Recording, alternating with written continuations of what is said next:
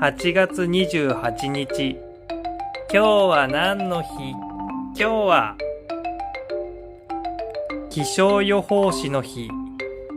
今日は台風お米が日本に上陸するということで、気象予報士のお友達さんに来ていただきました。イエーイ。どうですか？いつ頃日本に上陸するのでしょうか？